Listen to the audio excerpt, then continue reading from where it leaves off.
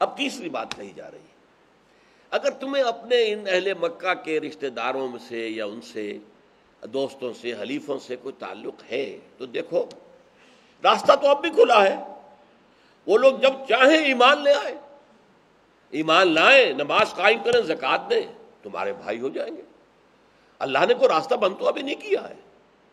فرمائے فَإِن تَابُوا وَأَقَامُوا الصَّلَاةَ وَآتَوُا الزَّكَاةَ فَإِخْوَانُكُمْ فِي الدِّينِ، تو اگر وہ توبہ کر لیں، رجوع کریں اپنے طرز عمل سے، باز آ جائیں اپنے اس طرز عمل سے، اور نماز قائم کریں اور زکوٰۃ ادا کریں، پھر وہ تمہارے بھائی ہو جائیں گے دین میں۔ تو مطلب یہ کہ ایسا نہیں ہے کہ ان کے لیے دروازہ بالکل بند کر دیا گیا، دروازہ کھلا ہے کبھی بھی کچھ۔ اور آپ کو معلوم ہے کہ اس کے بعد ابو سفیان بھی فتح مکہ سے ایک رات پہلے آ کے ایمان لے آئے، باہر جو وہاں پر مسلمانوں کا پڑاؤ تھا وہاں آئے ہیں، اور آ کر کلمہ شہادت پڑھا، ایمان لے آئے۔ تو اس اعتبار سے راستہ کھلا ہوا، اور حضور نے پھر ابو سفیان کے گھر کو دارالامان قرار دے دیا۔ جو شخص ابو سفیان کے گھر میں داخل ہو جائے اسے امان ہے، جو لوگ اپنے اپنے گھروں کے اندر داخل ہو کر دروازے بند کر لیں انہیں امان ہے، ہم گھروں میں گھس کر کسی کو قتل نہیں کریں گے۔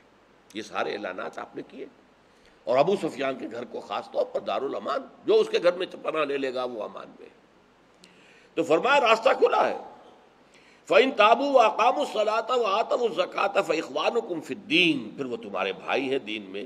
وَنُفَصِّلُ الْآيَاتِ لِقَوْمٍ يَعْلَمُونَ، اور ہم نے اپنی آیات کی تفصیل بیان کر رہے ہیں ان لوگوں کے لیے جو علم رکھتے ہیں، غور کریں، سوچیں۔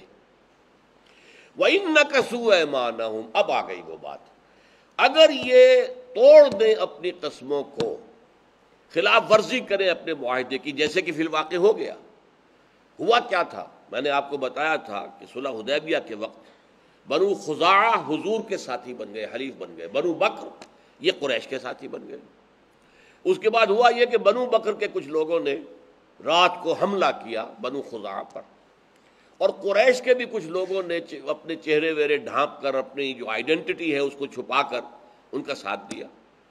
اور وہ ظاہر بات ہے کہ وہ تو بالکل اطمینان سے تھے بنو خزاعہ کے، اب تو صلح ہو گئی ہے، لہذا کوئی خطرہ نہیں ہے، آرام سے سو رہے تھے، ان کا بڑا نقصان ہو گیا۔ وہ پھر دہائی دیتے ہوئے مدینے میں پہنچ گئے کہ یہ ہمارے ساتھ معاملہ کیا ہے۔ اس کا مطلب ہوا کہ صلح ٹوٹ گئی۔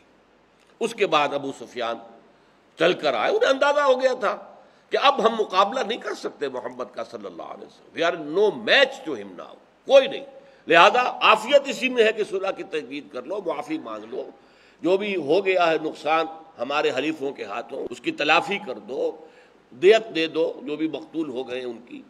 لیکن حضور نے بات سنی ہی نہیں، یعنی سن کر رد کرنا دور کی بات ہے، سنی ہی نہیں آپ نے بات۔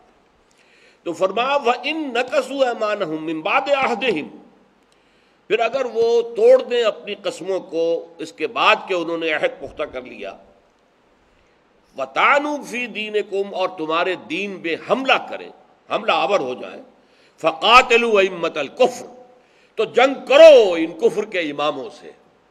یہ لفظ بہت اہم ہے، کفر کے امام قریش تھے۔ ویسے تو یہ کہ سارا عرب جو ہے مشرکین پر مشتمل تھا، ان مشرکین میں قریش کی حیثیت کیا تھی؟ ائمۃ الکفر، امام، اس لیے کہ متولی تھے حرم کے، اور اس حرم میں تمام قبیلوں کے خدا رکھے ہوئے تھے۔ اور قریش جو ہے چاہے کوئی فارمل گورنمنٹ نہیں تھی، کوئی حکومت نہیں تھی عرب میں، لیکن یہ کہ انہیں وہ حیثیت حاصل تھی کہ جو حکمرانوں کو ہوتی ہے، انہیں وہ پریولیجز حاصل تھی جو کسی اور کو حاصل نہیں تھی، ان کے کاروان پر، ان کے قافلے پر کوئی حملہ نہیں کر سکتا تھا۔ اس اعتبار سے وہ گویا کہ بے تاج بادشاہ تھے عرب کے۔ فَقَاتِلُوا أَئِمَّةَ الْكُفْرِ، اور ظاہر بات ہے کہ جب تک جڑ سے کسی درخت کو نہ کاٹا جائے وہ دوبارہ جو ہے وہ بن جائے گا، جڑ سے اکھاڑنا چاہیے۔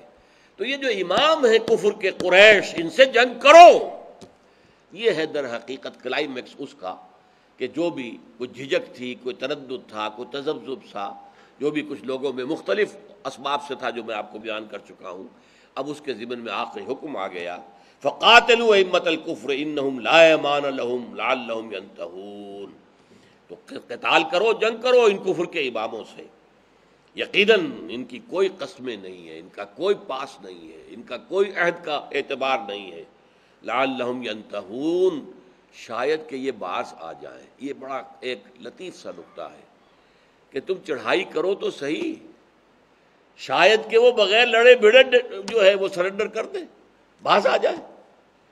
لہذا تم خواہ ان وسوسوں کو ذہن میں نہ آنے دو، اور اللہ کا نام لے کر جو بھی محمد الرسول اللہ صلی اللہ علیہ وسلم کا ارادہ ہے اس کے مطابق عمل کرو.